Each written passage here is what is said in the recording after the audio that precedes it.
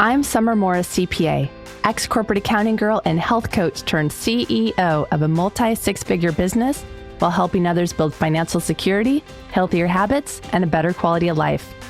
It wasn't that long ago I lacked the confidence, the right plan, and time to focus on growing my small but mighty business, while also having time for healthy activities I wanted to pursue away from my desk. Fast forward past many failures and lessons learned, and you'll see the healthier business and lifestyle I have today.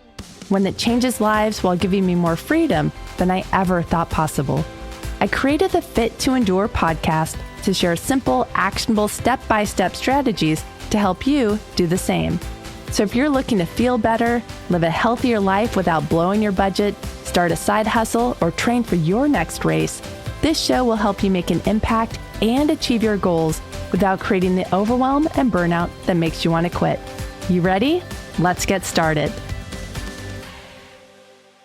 Hey guys, welcome to episode 28 of the Fit to Endure podcast. I'm your host, Summer Morris, CPA, and I'm glad you're listening in today. Last week in episode 27, we dove into the often rewarding but lonely entrepreneurship journey.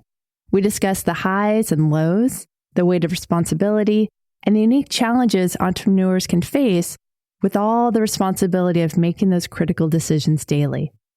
We also talked about overcoming that loneliness through support networks, mentorship, and communities like the Fit to Endure Academy, which I have at summermorris.com/FTE. If you missed it, I highly recommend giving it a listen, especially if you're a business owner, an executive, or considering self-employment. You can find last week's episode at summermorris.com/27. That's summermorris.com/ and the number 27. But today we're shifting gears from business back to fitness. I'm going to be recapping the Santa Cruz Ironman 70.3 triathlon that took place on September 8th. First off, a big shout out to all the participants who braved the grueling Santa Cruz Ironman 70.3 triathlon. For those who might be new to triathlon, a full Ironman is 140.4 miles. Yes, 140.4 miles in length, or 226 kilometers. It began back in 1978 in Hawaii. It was created by U.S. Navy Commander John Collins and his wife Judy. Now they're having a debate, I'm sure a friendly debate, about which athletes were the fittest, swimmers, cyclists, or runners. So they created this as a challenge to settle that debate. They combined the three toughest endurance races held on the Hawaiian island of Oahu. The Waikiki Rough Water Swim, it's 2.4 miles. The Around Oahu Bike Race, 115 miles, and they reduced it to 112. And the Honolulu Marathon, 26.2 miles, all in one event. Yes, all three of those tough endurance races in one event. 15 athletes participated in this initial triathlon race, with Gordon Holler emerging as the first Ironman champion. From these humble beginnings, the Ironman triathlon has grown into a globally recognized endurance event series and carries the motto, "Anything is possible." In the early 2000s, due to the popularity of triathlon and triathletes' desire for more racing, a half-distance Ironman was created, and in time named Ironman 70.3, with 70.3 representing the cumulative distance in miles, or 113 kilometers. There's the swim of 1.2 miles, bike of 56 miles, or run of 13.1 miles. So in kilometers, the swim is 1.9 kilometers, bike 90 kilometers, and the run 21.1 kilometers. How impressive is that? Can you imagine what it takes to complete such a demanding race? Let's also remember, triathlons can also be completed solo, where one individual undertakes all three segments, or as a relay team, where a team of up to 3 people can take on one part of the triathlon. Well, for this Santa Cruz Ironman 70.3 race, this was going to be my first Ironman branded race. I've done a few other 70.3 distance races, but they were with other event venues.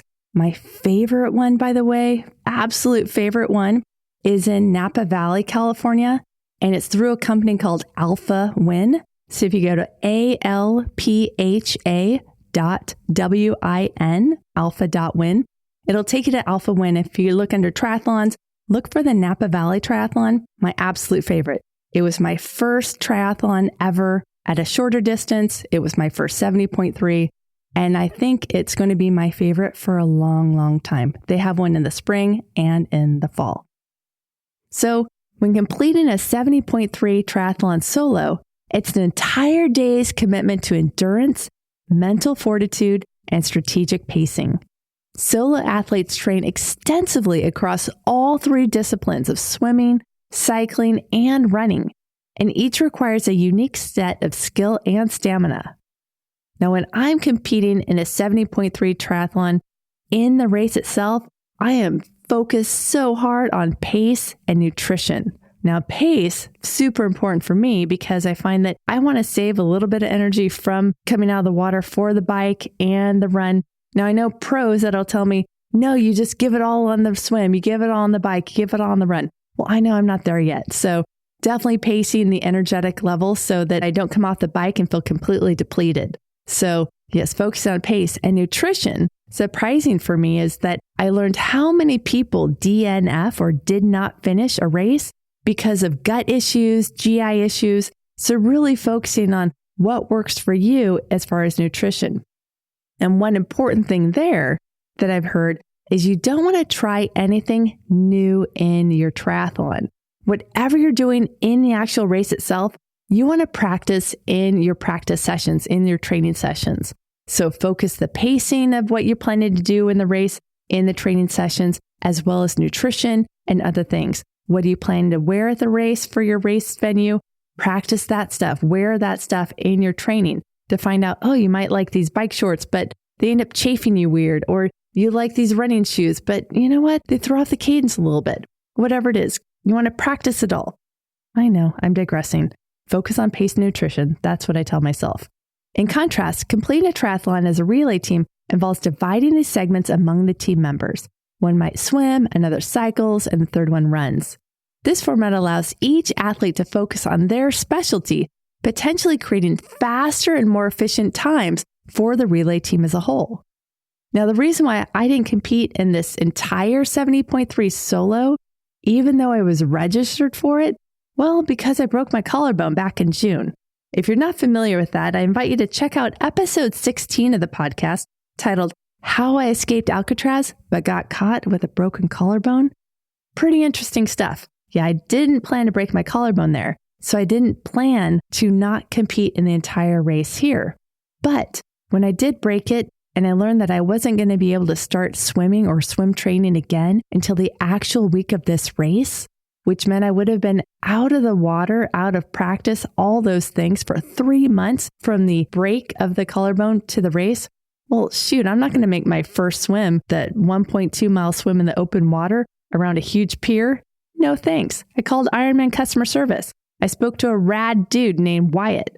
Thank you so much, Wyatt, because what did Wyatt do? During our conversations, a few back and forth, he said, this guy keeps reaching out to us. He wants to be the swim leg of a relay team. Any interest in doing a relay team? Haven't thought about it before, but it sounds kind of fun. So he puts me in contact with Jordan. Jordan, lovely person. He's a personal trainer and he is on board to do the swim. So great. He's going to do the swim. I'll do the run because I'm obviously not doing the swim. And I haven't been on a bike outside since the accident. Now we need a cyclist. I reach out to someone I know that's an incredible cyclist. He's so passionate about cycling, so good, and he's super fast. So that'll be great for me because I'm not the fastest runner. So hopefully his speedy race on the bike will offset some of my slow run. Tortoise and hare. I will get to the finish line, but I'm not planning to be the first. It's okay. So we have our swim, we have our cyclist, thank you so much, and the run. So we're all dialed in for the race. And then a week before the race, I found out that my friend who's going to do the 56-mile bike portion, he needed to cancel. Why?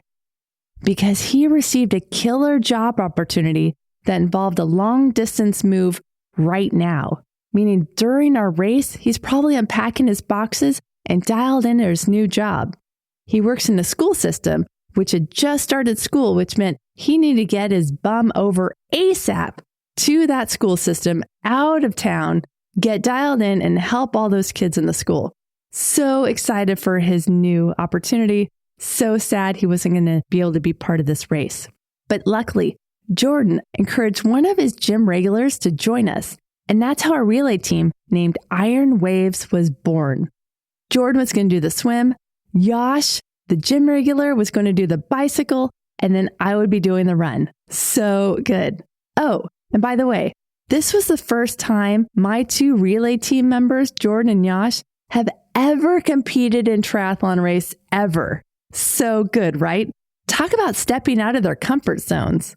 Yeah, Jordan was super rad. He mentioned to me during our email conversations that he reached out to Ironman trying to get involved in a relay team. And he spoke with Wyatt also. And after learning about my injury, he was on board to do this together. So thankful.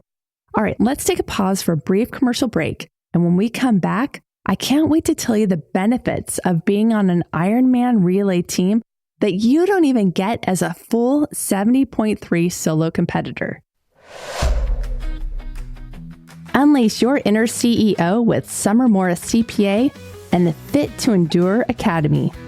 Are you a small business owner struggling to make ends meet? You're not alone, my friend. Did you know that 60% of small businesses are either not making money or barely managing to cover their costs? Well, don't worry. Help is here. I am Summer Morris CPA, a strategic financial expert and QuickBooks Online coach dedicated to turning financial worries into success stories.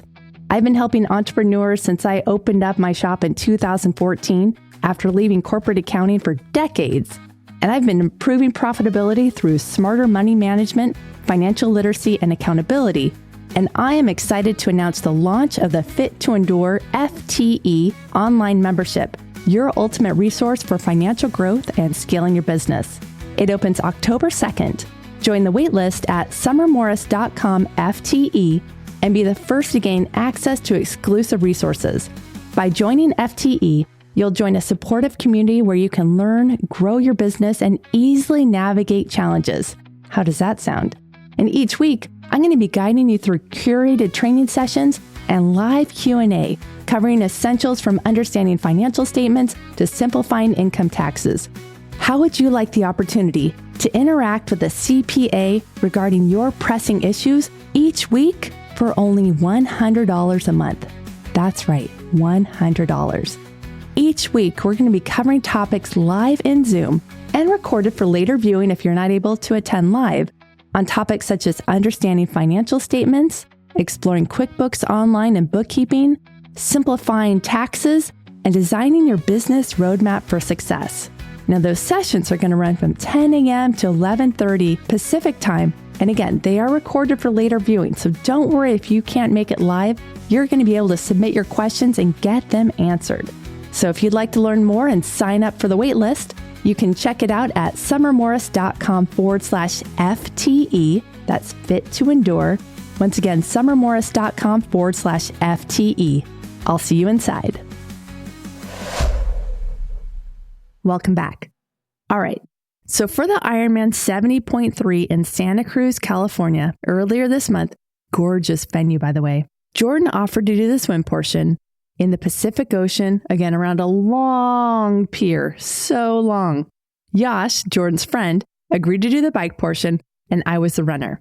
Because it's Ironman and there's a lot of competitors, there's certain things they want you to do the day before.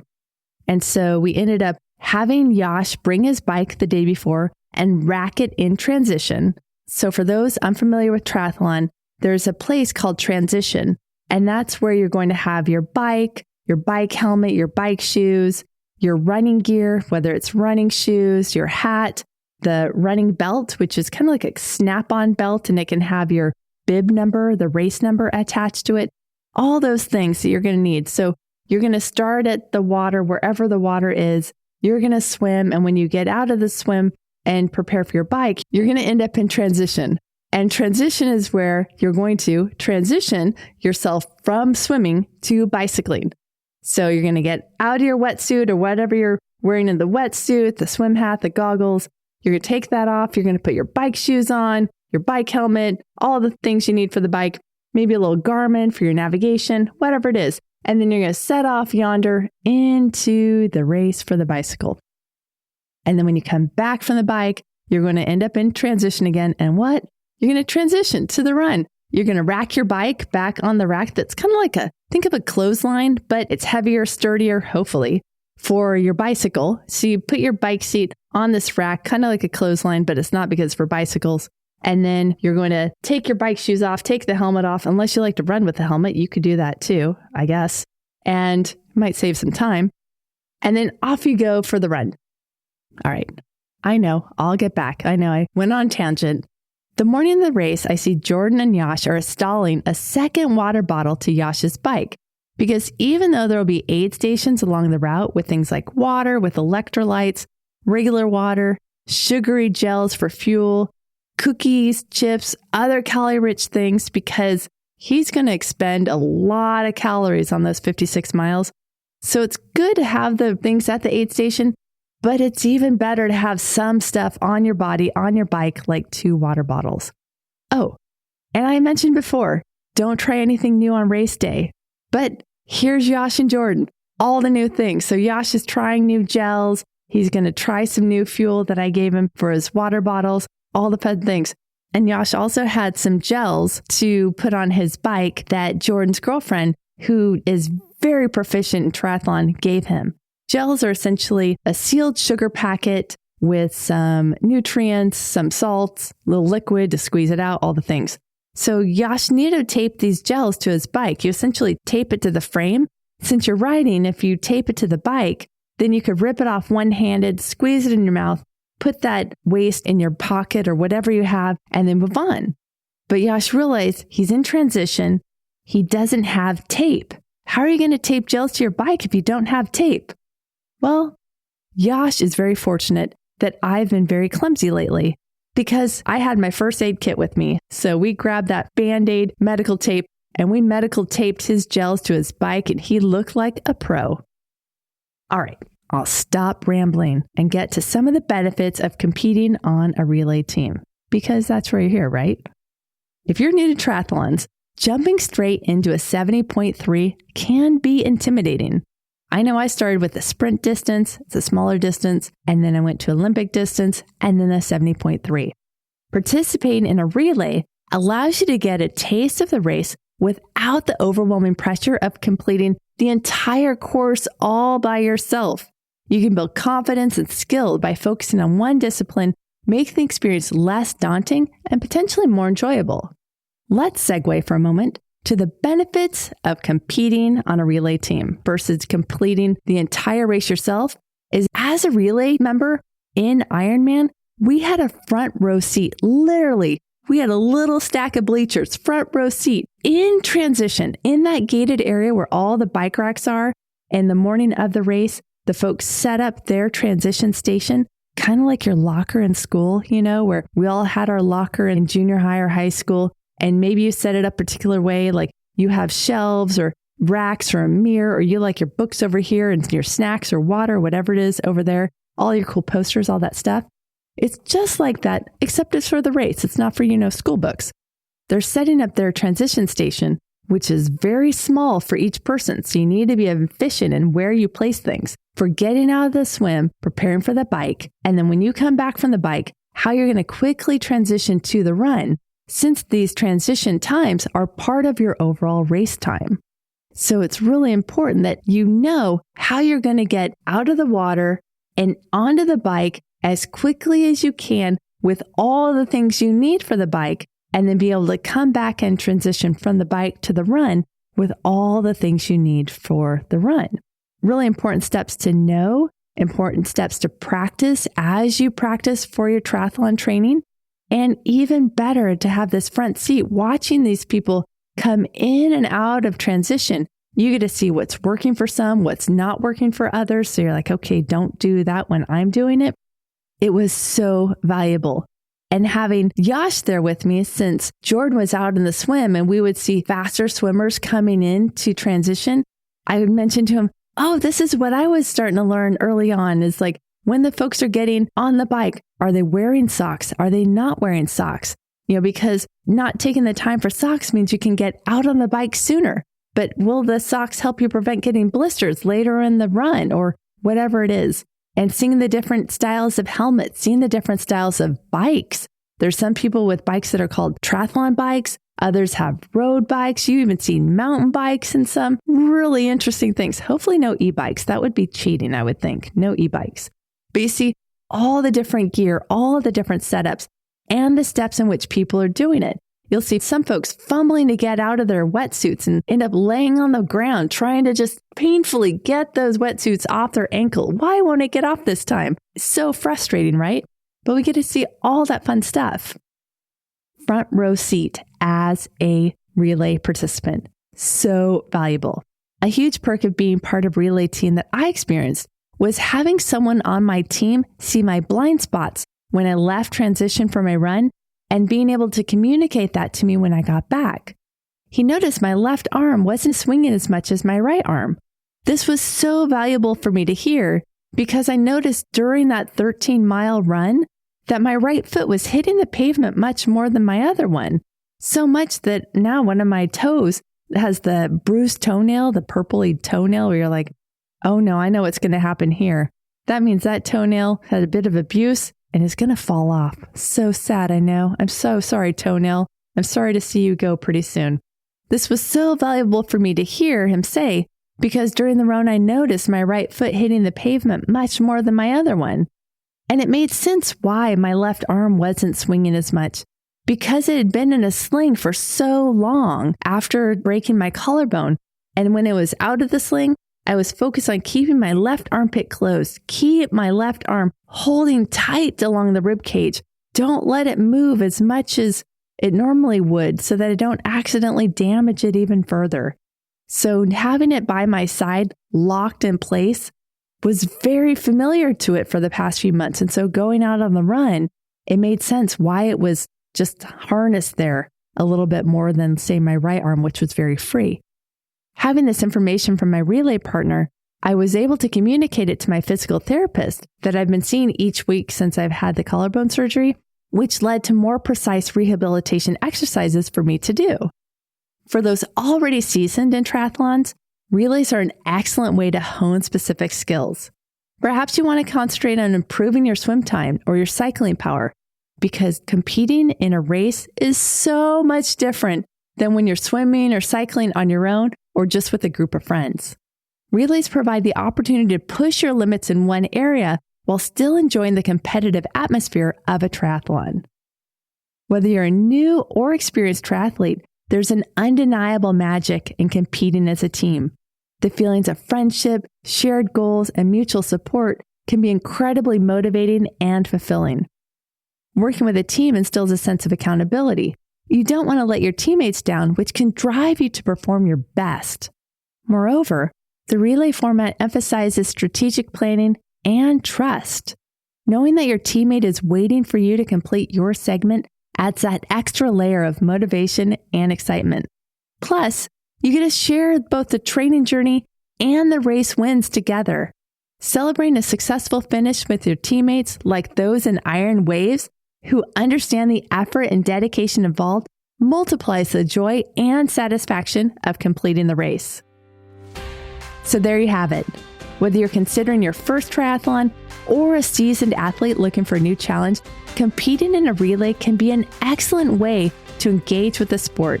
It offers a mix of personal achievement and collaborative effort, enriching the overall experience and adding to the fun. Oh, and if you're interested in triathlon, but not ready to join a relay yet, why not consider volunteering for a race first? After the amazing experience I had with some volunteers who were part of the Escape from Alcatraz race back in June, the volunteers that contacted the ambulance that took me to the hospital, thank you so much for being there, volunteers. I am so indebted to you. Well, that race, the one that I broke my collarbone, I'm volunteering this coming weekend at the Napa Valley Triathlon. It's one that I was scheduled to compete in for the full 70.3 solo, but instead I'm going to be volunteering and handing out medals to those finishing their big races. I can't wait to meet them. I'm so excited. If you're going to be there, please come say hello. I will be rooting you on. Thank you for joining me on this episode of the Fit to Endure podcast.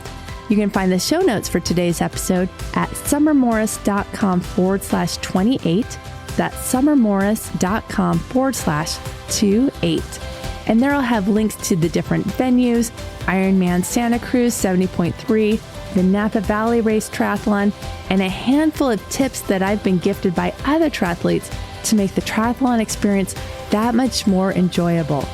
And if you enjoyed today's episode, don't forget to share it with one of your fellow triathletes or anyone interested in the sport. Until next time, stay fit, stay focused, and keep enduring. Bye-bye for now. Namaste.